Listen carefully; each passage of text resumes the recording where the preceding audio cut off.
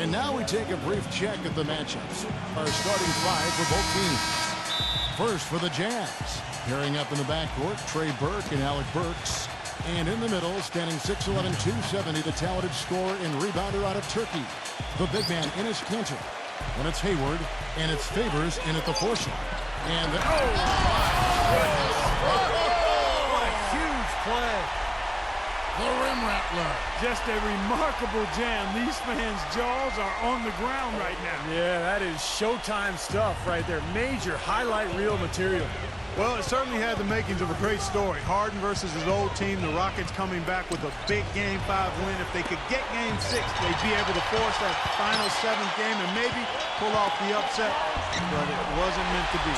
That finish brings me back to the old days, the silky smooth finger roll. Doris Burke has an update for us. Doris? I briefly spoke with Tyrone Corbin. A lot of his strategy is focused on Dwight Howard, and rightly so. He said, we know Dwight can do it all, and he's going to take a 5-man effort to slow him down. He can finish, block shots, rebound. The guy is almost 7 feet of pure muscle, and there is just no way to handle him one-on-one. If there is a way, the NBA hasn't discovered it yet. And thank you, Doris. Well, going back to the Rockets in the postseason, a lot of people had them picked to get steamrolled. But, Steve, they put up a solid fight and really turned some heads with how they played. Well, the easy answer was because of the Westbrook injury. That's how Houston was able to really take Oklahoma City deep into that series. But I think there's more to it than that. The Rockets have tremendous offensive firepower. I think they're gaining momentum as a franchise. And heading into this year, I think they're one of the scariest teams in the conference. And a closer look here at the scoring breakdown for Houston. And right from the start, guys, it's apparent they're determined to establish a presence in the paint. Also, what passing we've seen from them here early. I mean, there could be a big number in the assist column if this keeps up. Burks kicks to Burke. Pass to Burks. He dishes it to Hayward. Burks tipped. And it's out of bounds to the Jazz as Utah retains possession. Marvin Williams is checked in for Enes Kanter. Not watching the line there. That'll be a backcourt violation.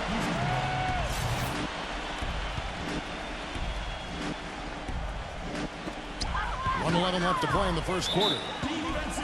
I don't know that you can really show his true value to his team based solely on numbers. I mean, with him, it's all about his work ethic and his desire, the way he gets after it. And you know what else, guys? He instigates so many of their fast breaks just because of how quick and accurate he is with his outlet passes. That's another one of his real nice talents. Andres Biedrins is checked in for Utah. While never a lock for the playoffs, the Jazz were in the driver's seat for a playoff spot up until the All-Star break last season. However, after the second half kicked up again, they just couldn't beat the teams they needed to and lost a lot of ground, letting the Lakers back in the hunt. This is outrageous. Every shot they're taking right now seems to be finding the mark. Literally every shot. They are absolutely rolling. It's Harden with the drive. The shot no good. Utah's gone 1 of 2 from long range in the first quarter. Nice ball movement by Utah. Stolen by Harden. Oh, and a fast break for the Rockets. Here's Lynn. Smooth as silk on the finger roll. Lynn's got 6. What a start they've gotten off to. A big lead for them, and we're not even out of the first quarter yet. And it's not just their hot offense here. I mean, they're playing very strong defense too, guys. Rockets leading by 8. Feeds to Howard. It's tipped. A baseline J. And 2 free throws coming up as he misses that one. Drawing the whistle and a lot of contact there. For Houston, they have gone 2 for 3 at the foul line in this game. He doesn't get the second one. Now here's Biedrins. Back to Lucas. And we reached the end of the first quarter. The Rockets. Now the second quarter getting ready to start up. And looking at what we've seen from Houston, what do you guys think? And that first quarter was all about pace, guys, because this club really got out into transition, and that's how they built this lead. They like to play fast, and they're doing a nice job filling the lane. Down low, and they will get the basket here, folks, as they rule goaltender. He got there late, but you do have to like the aggressiveness to go after the block. But that one's going to count. And that call gets an instant reaction from the fans. Well, that's a whistle that did not go over very well. The Jazz making a switch here. Cantor's checked in. That shot wide open. Beverly's got his first bucket of the game, and he's on the board for 3. Well, you know, the Rockets really have embraced an up-tempo style. Last season, second in the league in fast break points and second in overall points per game, too. Now let's go to Doris Burke. Doris? Gentlemen, for Jeremy Lin, 2 seasons ago, it was one of the most abrupt ascents into stardom the league has ever seen. For Lin, though, it wasn't all roses. He said, quote, "I saw how fame changed how people looked at me, and I hated it. I went into a shell. But over time, I was able to get a better perspective." He said, quote, "I won't let any of my friends become a fan. They can support me, but they can't treat me differently than they would treat someone else. And guys, now on a new team, Lin might just be happier now that the hoopla has settled a bit." Well, Doris, that fan passion can cut both ways. Sometimes you have to take the good with the bad. Derek Favors checked in for Jeremy Evans. And out of bounds as the Jazz gain possession. And the stat-minded front office in Houston loves three-pointers and layups. They've let slip that they love attack guards. Steve, one who's going to get to the paint and collapse the defense. They've got a couple of good ones in Jeremy Lin and James Harden. But it makes sense when you think about the offensive efficiency, Kevin. Layups and threes and free throws. Mathematically speaking, those are all high-percentage plays. So the Rockets... really, I thought, played their style well last year and played to their front office's desires. It's one of the reasons they're putting together something special. Guys, there were a lot of questions about what went wrong for Utah last year as they saw themselves slip from a middle-of-the-pack playoff team to being on the outside looking in at the playoffs. One reason was their play on the road. And here in the second with about a minute and a half gone by. Lucas kicks to Rush. Lucas. And there's the pass to Favors.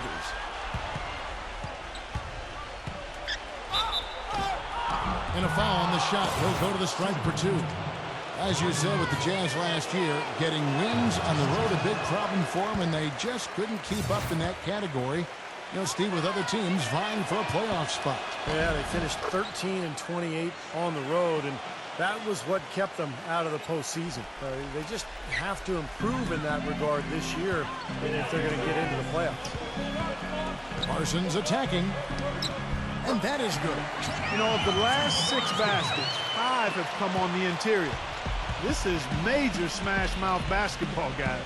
Love it. Old school. Just physical play in the paint. Dominate. It's off his foot. And the official saying it was kicked.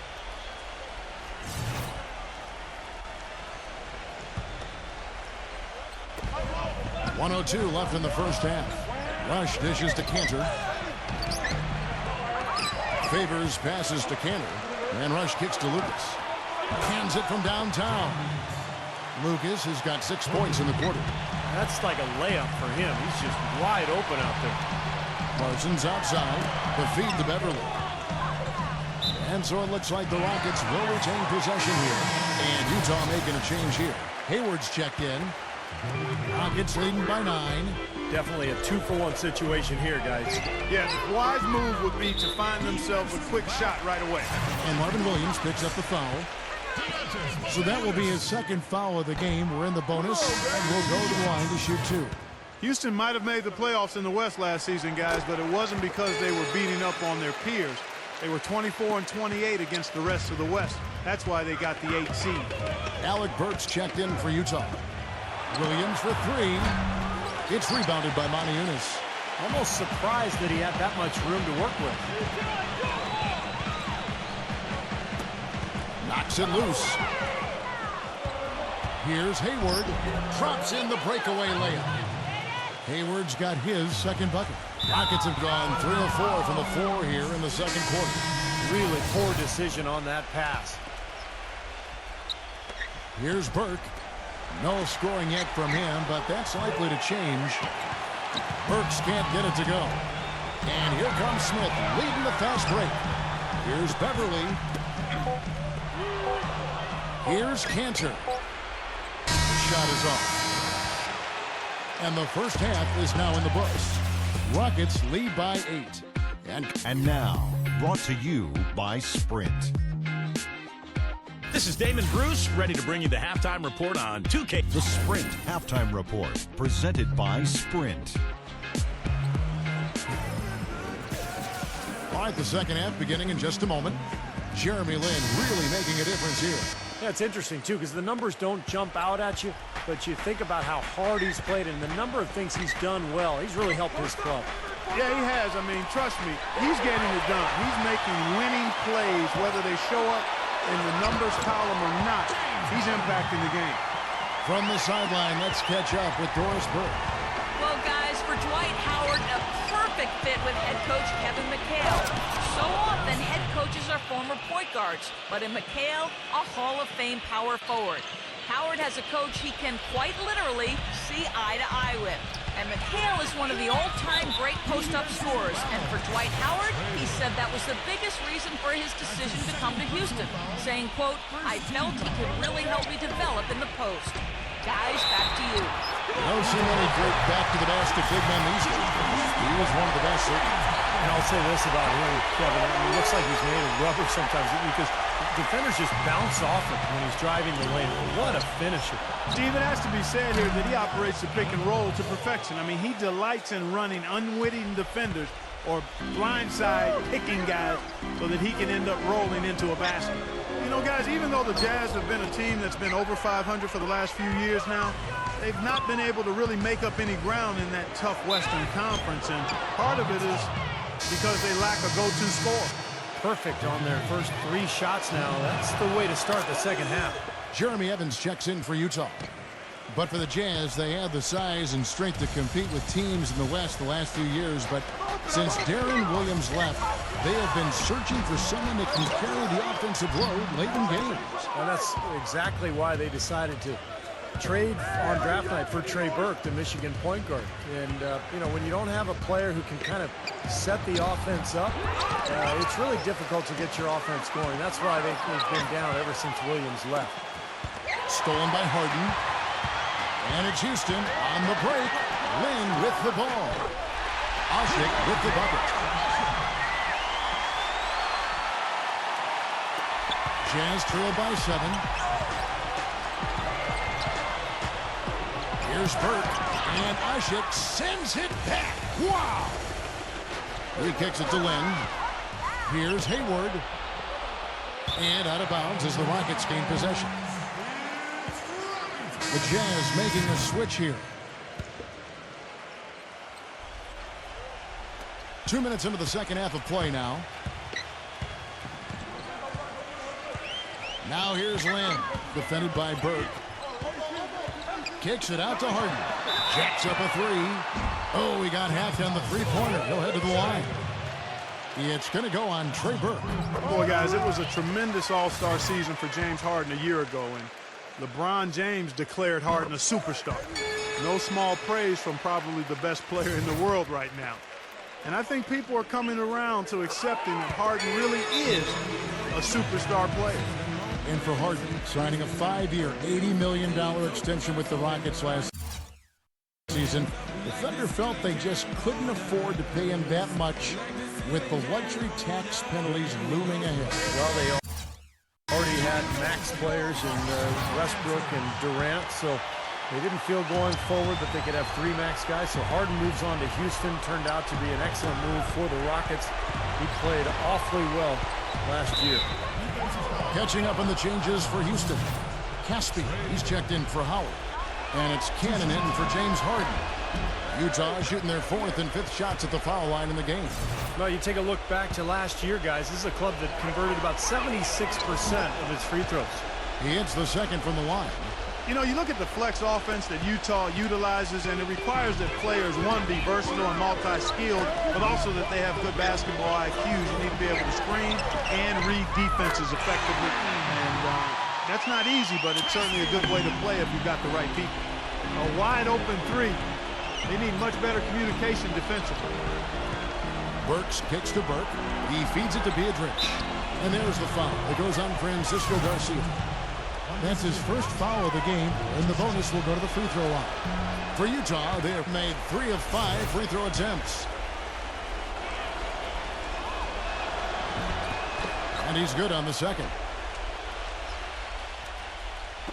A little over 2.5 minutes off the clock in this final half of play. And Caspi kicks to Canaan. The dish to Caspi. He passes to Lynn. His three-pointer's off the mark. It's intercepted. Garcia. And he drops in the layup off the glass. And the Rockets lead by 13. Here's Burks. They grab their own miss. Here's Evans. And it would have counted had it fallen, but it's offline. And we welcome you back as we get going here in the fourth quarter. The final quarter of play can change everything. And guys, let's get your take on the scoring breakdown for the Rockets. Well, they forced a decent number of turnovers in this one, fellas, and they've turned most of those turnovers into points. And another thing they're doing is really taking advantage of fast break opportunities and scoring some easy baskets. Textbook example there of how to use defense to create offense. Yeah, beautiful transition play after the steal all the way to the basket. Wasted no time going from defense to offense. It feels like they're starting to pick up the intensity as the game itself starts to get a little more tight and close. Boy, I'm shocked he didn't make that one. He usually knocks that one down with ease. Howard with the steal. Here's Parsons. The basket good off the assist from Lynn. Lynn's got his 5th assist in this one. Burke, the pass to Cannon. Gives him the lead pass. And stolen by Parsons. An even 3-on-3 break. And there's the call on Gordon Hayward. And that'll be his 3rd foul so far. Ashik off the pick from Parsons. Howard kicks to Harden. The shot is off. The Jazz go the other way with it. Here's Hayward. It's good, and he drew contact on the shot, so he will go to the line. A 3-point play chance here.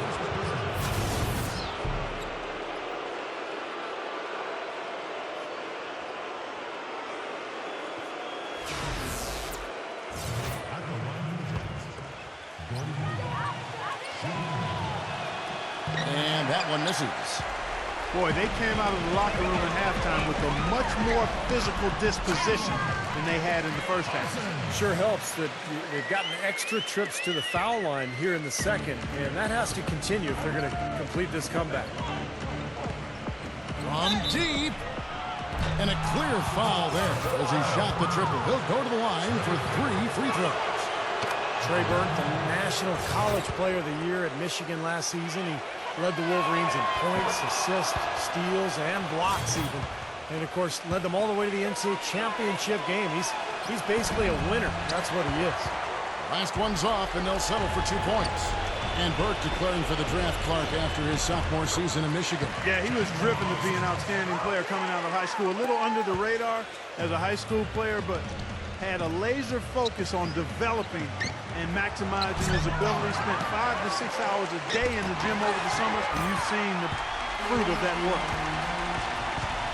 Here's Lynn. No good on the triple. They get a hand on it. Parsons attacking. The feather touch on the finger roll. Beautiful. Parsons got 9 points here in the second half. Utah calls timeout. They're down by 16. We've got 1:13 left in the fourth.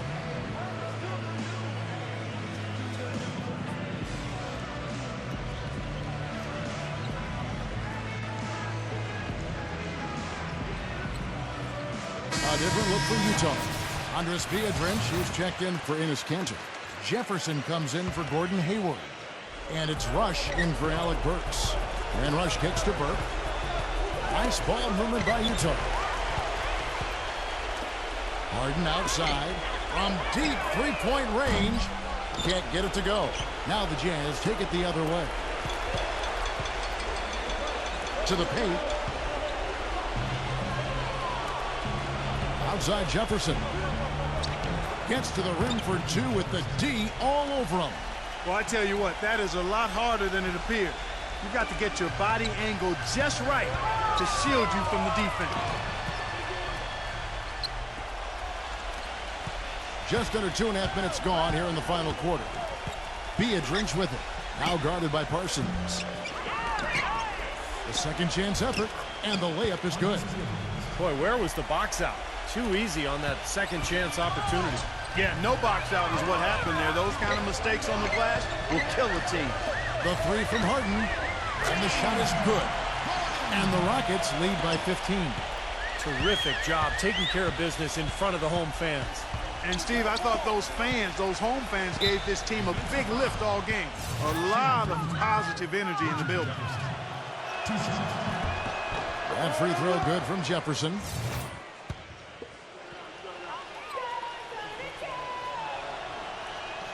And both free throws good for Jefferson. Here's Beverly. Passes it to Caspi. Kicks it out to Harden. And Trey Burke gets the whistle that time. That's his fourth foul of the contest. That's his fourth personal foul. Second team foul. 6 seconds left in the fourth quarter. Rush with the steal. That was an ill-advised pass to attempt. He had to know there was a man there in position for the steal. It's interesting. They're like a different team now. Suddenly, they've got energy.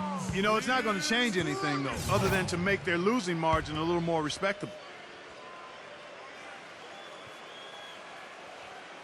So we see Houston taking the W here. And this one was such a lopsided.